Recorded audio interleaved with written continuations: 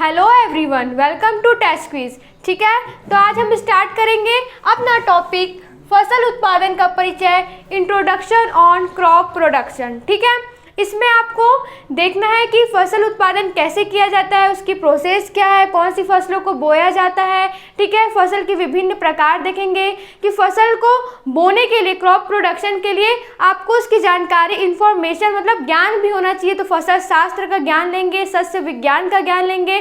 तो स्टार्ट करते हैं हम कृषि से, एग्रीकल्चर से कि कृषि होती क्या है, एग्रीकल्चर क्या है। तो जी हाँ, कृषि को ही इंग्लिश में, अंग्रेजी भाषा में हम कहते हैं एग्रीकल्चर। तो जो एग्रीकल्चर है वो आपके लैटिन भाषा के दो शब्द एग्री, क्या देख रहे हैं हम, कृषि, एग्री कल्चर।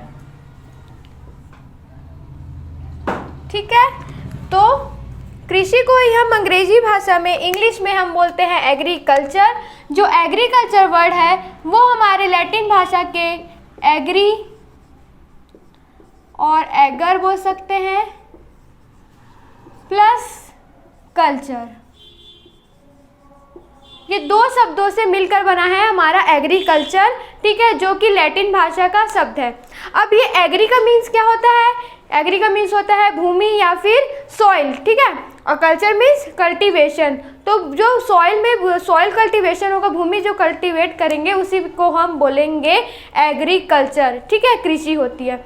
तो कृषि क्या है? बेसिकली कृषि एक कला भी है और विज्ञान भी है। ठीक है, तो विज्ञान का जो आपको जानकारी होगी कि कैसा करना है, आपको इसको किस प्रोसेस को फॉलो करना है, या फिर उसका जो आपको नॉलेज होगा, उसी नॉलेज को यूज़ करके ही तो आप कृषि, खेती कर पाएंगे। ठीक है, तो उसका क्या है, विज्ञान का समावेश है आपके एग्रीकल्चर में। और आपको अगर कला नहीं आएगी उसकी, तो क्या आप कर पाएंगे कृषि, एग्रीकल्चर? नहीं। तो क्या है, कृषि एक कला और विज्ञान दोनों है। अब फसल उगाने के लिए, फसल के उत्पादन के लिए उसका ज्ञान भी होना आवश्यक है। तो उसको हम बोलते हैं फसल शास्त्र मीन्स सस्य विज्ञान, जिसको आप इंग्लिश में बोलेंगे एग्रोनॉमी। तो नेक्स्ट हमारा हो जाएगा एग्रोनॉमी,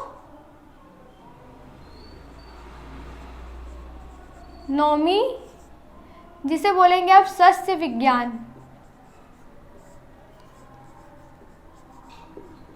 या फिर फसल शास्त्र।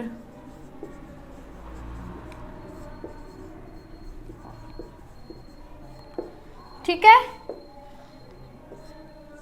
तो जो एग्रोनॉमी क्या होता है, वो ग्रीक भाषा के दो शब्दों से मिलकर बना है, एग्रोस प्लस नॉमस।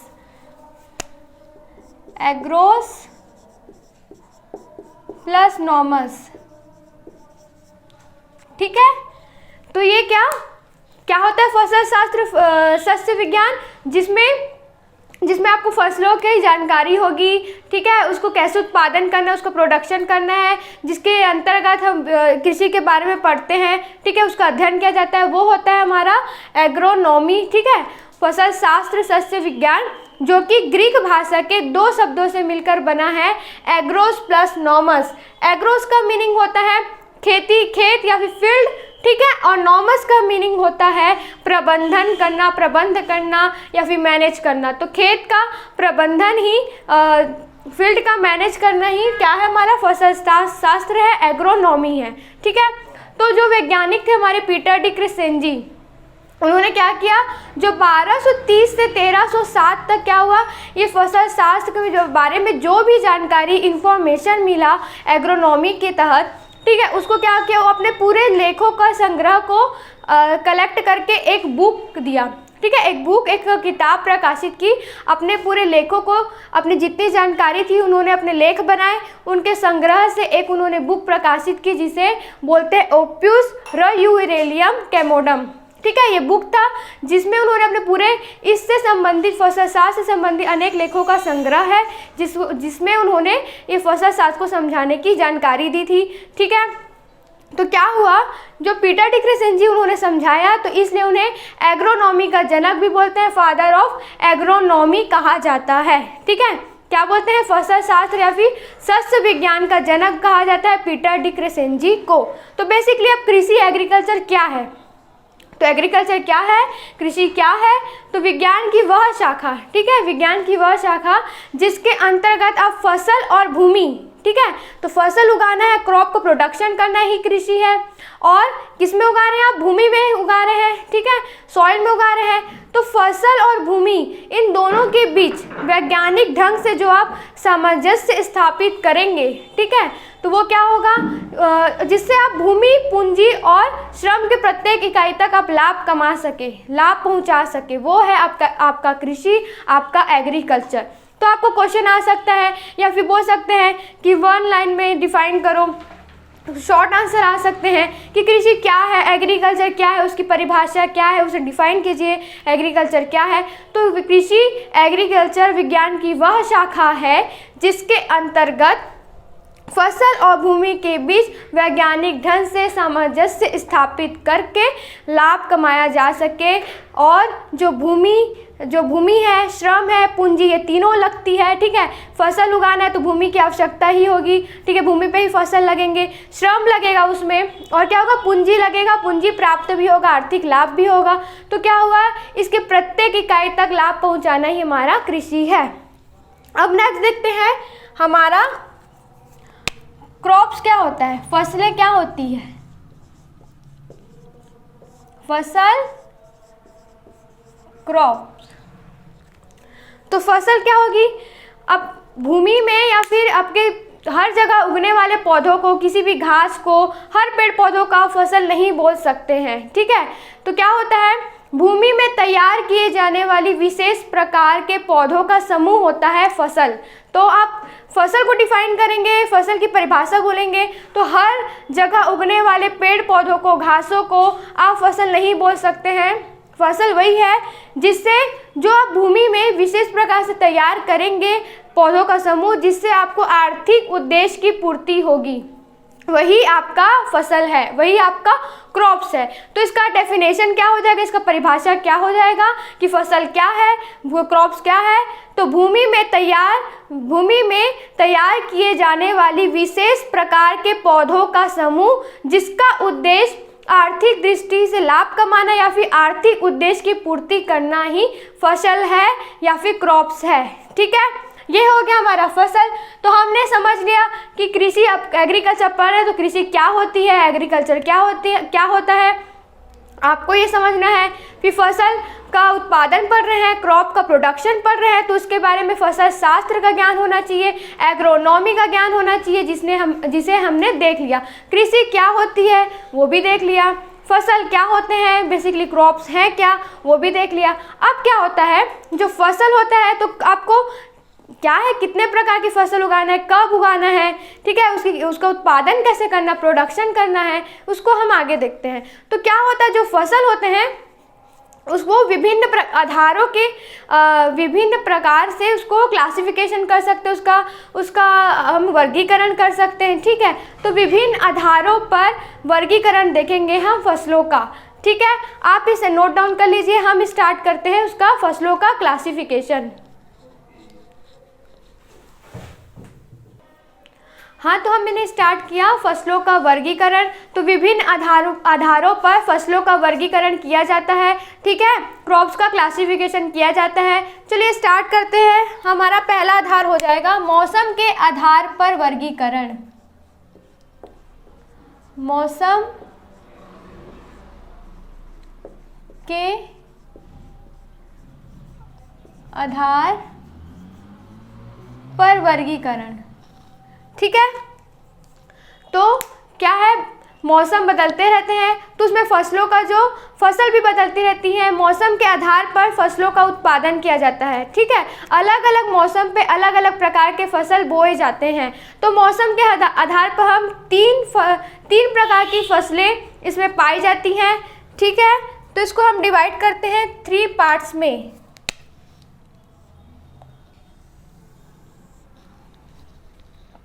पहला हमारा हो जाएगा खरीफ फसलें,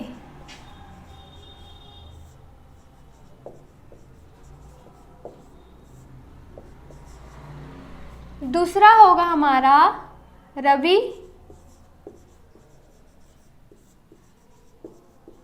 फसलें, तीसरा होगा जायद फसलें। तो मौसम के आधार पर फसलें 3 प्रकार की पाई जाती हैं। पहला हो गया आपका खरीफ फसलें, दूसरा हो गया रबी फसलें, तीसरा हो गया जायद फसलें। ठीक है, तो मौसम के आधार पर फसलों का उत्पादन किया जाता है। अलग अलग मौसम पे अलग अलग प्रकार की फसलें बोई जाती हैं। तो हम स्टार्ट करते हैं हमारा पहले खरीफ फसलें से कि खरीफ फसलें होती क्या हैं। तो जो हमारी खरीफ फसलें होती हैं वो क्या होती हैं, हमारे भारत में, हमारे देश में उत्पादन, ठीक है, उत्पादन और क्षेत्रफल की दृष्टि से प्रथम स्थान पर बोई जाने वाली फसलें हैं हमारी खरीफ फसलें। ठीक है, तो खरीफ फसलें क्या होता है, एरिया वाइज और प्रोडक्शन वाइज इसका प्रथम स्थान है इन फसलों का हमारे देश में। कैसे, उत्पादन की दृष्टि से, क्योंकि इन फसलों का उत्पादन अधिक होता है हमारे देश में, और क्षेत्रफल की दृष्टि से भी इन फसलों का उत्पादन अधिक होता है। तो क्या हुआ, उत्पादन मीन्स प्रोडक्शन और क्षेत्रफल मीन्स एरिया। ठीक है, तो प्रोडक्शन एंड एरिया वाइज इन फसलों का उत्पादन अधिक होता है, प्रथम स्थान पर आती हैं ये फसलें। अब देखते हैं कि इन फसलों का बुआई कब होता है, इन फसलों को कब बोया जाता है। तो इन फसलों का बुआई का टाइम देखते हैं। इनका बुआई होता है 15 जून से 15 जुलाई के बीच। 15 जून से 15 जुलाई के बीच इन फसलों को बोया जाता है। ठीक है, अब देखते हैं कि इन फसलों को कितने तापक्रम की आवश्यकता होती है। तापक्रम की मतलब कि इनमें अंकुरण, जर्मिनेशन और वानस्पतिक वृद्धि, क्या बोलते हैं, वेजिटेटिव ग्रोथ। ठीक है, अंकुरण और वृद्धि, जर्मिनेशन एंड ग्रोथ के लिए इनको तापक्रम की आवश्यकता होती है 25 डिग्री सेल्सियस से 35 डिग्री सेल्सियस तापक्रम की आवश्यकता होती है इन फसलों को। और क्या होती हैं, जो ये फसलें होती हैं वो क्या होती हैं, ये थोड़ी सी गर्म जलवायु की इनकी आवश्यकता होती है, तो इनको तापक्रम थोड़ा सा अधिक लगता है। तो मैंने क्या बताया, जो खरीफ फसलें होती हैं उनका जो उत्पादन और एरिया मतलब क्षेत्रफल की दृष्टि से प्रथम स्थान पर आएंगे ये फसलें। इनका बुआई का टाइम क्या होगा, 15 जून से 15 जुलाई के बीच। ठीक है, इन फसलों को बोया जाता है। इनके वेजिटेटिव ग्रोथ और अंकुरण मीन्स जर्मिनेशन के लिए इनको तापक्रम 25 डिग्री सेल्सियस से 35 डिग्री सेल्सियस तक तापक्रम की इनको आवश्यकता होती है। कुछ फसलों के एग्जाम्पल देख लेते हैं खरीफ फसलों में।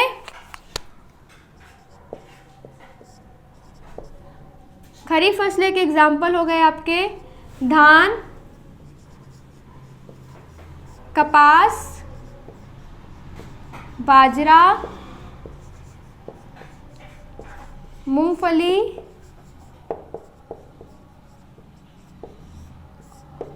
तिल इत्यादि। ठीक है, तो कुछ एग्जाम्पल्स हमने देख लिए खरीफ फसलें के। अब हम देखते हैं रबी फसलें। तो रबी फसलें क्या होती है, रबी फसलों को बोलते हैं विंटर क्रॉप्स।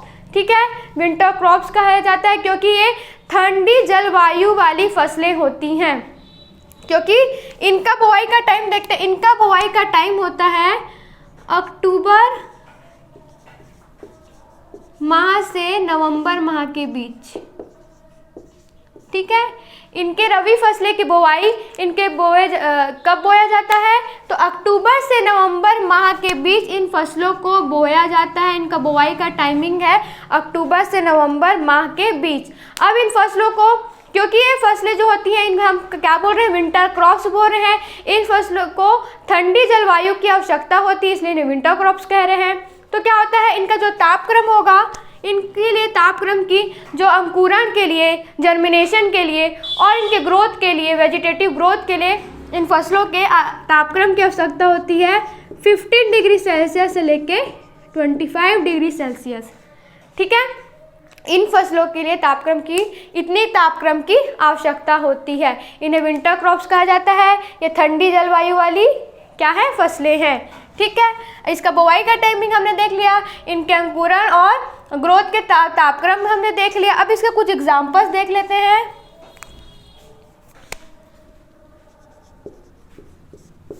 गेहूं,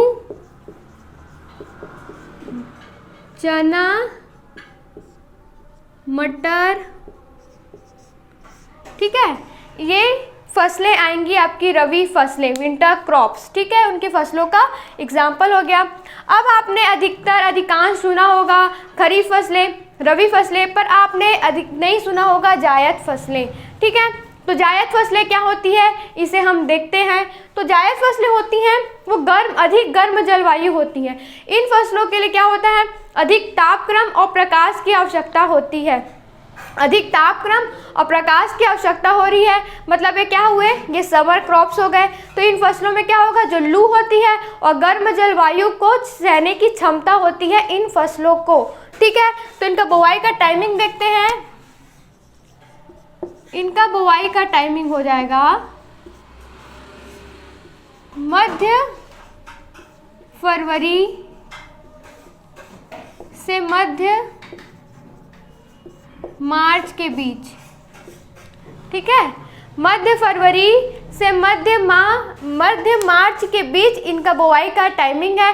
और तापक्रम आप समझ सकते हैं, तापक्रम इस अधिक तापक्रम की आवश्यकता होगी, अधिक प्रकाश की आवश्यकता होगी, अधिक जलवायु की, गर्म जलवायु वाली फसलें हैं, तो इसलिए इन्हें समर क्रॉप्स कहा जा रहा है। तो इन फसलों में क्या होता है, ज़्यादा लू सहन करने की क्षमता और क्या होती है, अधिक जलवायु सहन करने की क्षमता होती है, ठीक है। इनके कुछ एग्जाम्पल्स हम देख लेते हैं। इसके एग्जाम्पल्स हो जाएंगे मूंग, उड़द, सूरजमुखी और कद्दू वर्गीय सब्जियां।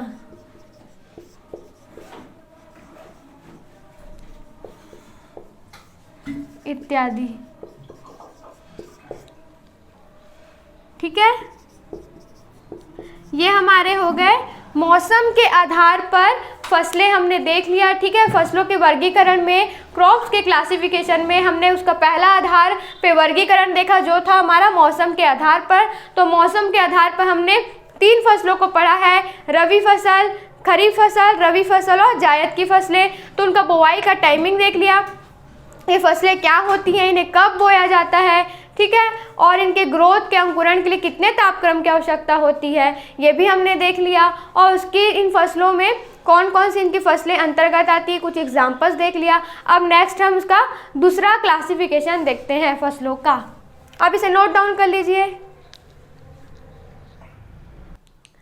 तो आपने उसे नोट डाउन कर लिया, ठीक है। तो हम जो उसका नेक्स्ट आधार है, जो फसलों का वर्गीकरण, क्रॉप क्लासिफिकेशन है, वो हम नेक्स्ट क्लास में देखेंगे। तब तक के लिए स्टे ब्लेस्ड, थैंक यू।